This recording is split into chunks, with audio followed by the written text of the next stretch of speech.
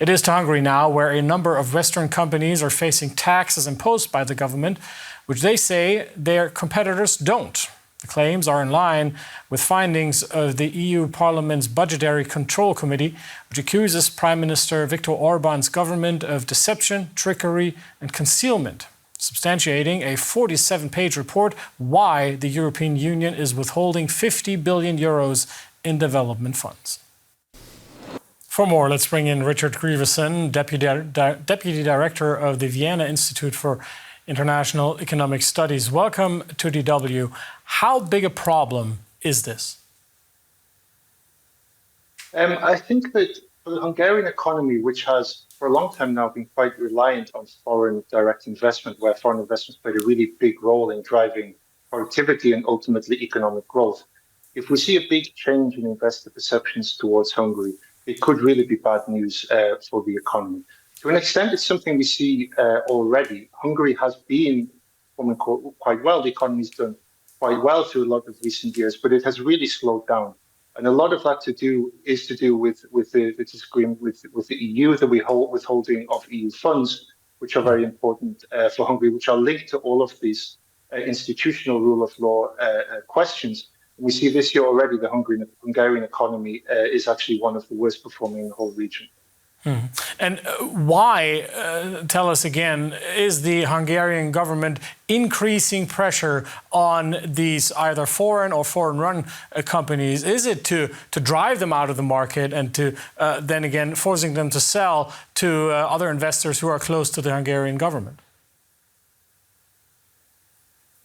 In a way, it fits a pattern of something that we've seen more or less since 2010, where the Hungarian government has a stated intention to decrease the foreign ownership, increase the domestic ownership in certain industries. At the start of the 2010s, it was rather concentrated on a couple of industries, finance most prevalently.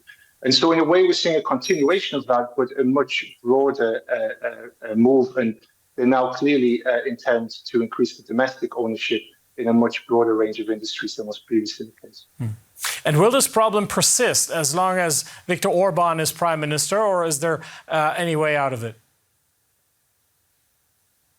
I think that it's clear that the course that the government has set and what they want from this. I mean, it's not the case that foreign investors are not still coming to Hungary. I mean, our data show that companies are still investing in Hungary, a few percentage points of GDP per year.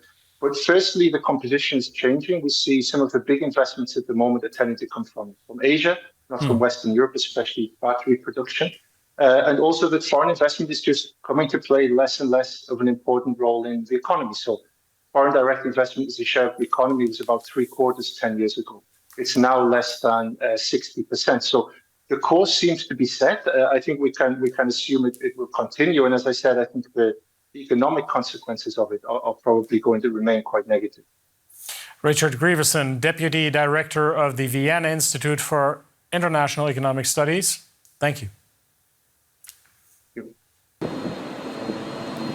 Irish budget carrier Ryanair has reduced flights to Hungary.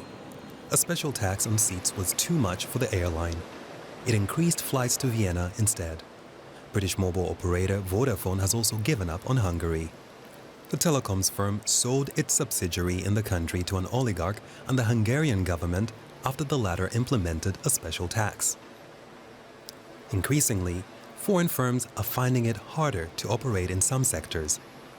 And Hungary's Prime Minister Viktor Orban and his government are responsible, says the parliamentary opposition. So in many cases, we already saw that oligarchs and friends of the prime minister and friends of the government, they take over companies by force, either by taxing them and then just buying them for cheap because they can't stay on the market, or using other methods. Monica Hohlmeier and other members of the European Parliament recently met with members of the Hungarian government and also spoke with the opposition, managers and business representatives. They got to hear how only foreign companies from Germany, Austria and France are targeted with taxes in the construction industry. A complex combination of taxes on production quantities, export restrictions and a mining levy makes operating in Hungary unprofitable. and Hungarian oligarchs take over operations at a discount once the firms decide to exit the market. These are very subtle, very intelligently chosen methods to drive companies to ruin and to force them to sell for a song. Mostly not Hungarian, but European companies from EU member states, or even Hungarian companies operated by people who aren't close to the government. Holmeyer says foreign supermarket chains are also subject to special taxes and duties. According to her, the Orban administration sets prices, which manipulates the markets, and laws are changed overnight. And the companies have said that they were visited by intelligence, that they are overwhelmed with hundreds of inspections, that they get completely absurd requirements.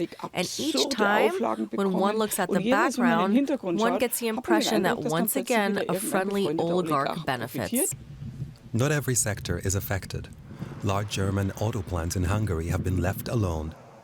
None of the firms in the targeted sectors agreed to an interview, and the Orban administration hasn't responded to our request about the allegations. But the EU is taking action. It is withholding 50 billion euros in funds for Hungary because of what it considers violations to the rule of law and democratic norms. The EU Commission and the European Parliament are demanding that all foreign companies receive equal treatment in Hungary. I hope that the Hungarian government is doing everything in their power to fulfill those conditions as fast as possible. Until that is not the case, then the money that is currently frozen should remain frozen. But with the Orban administration unlikely to change course on its nationalist economic policies anytime soon, no end appears to be in sight for the row between Brussels and Budapest.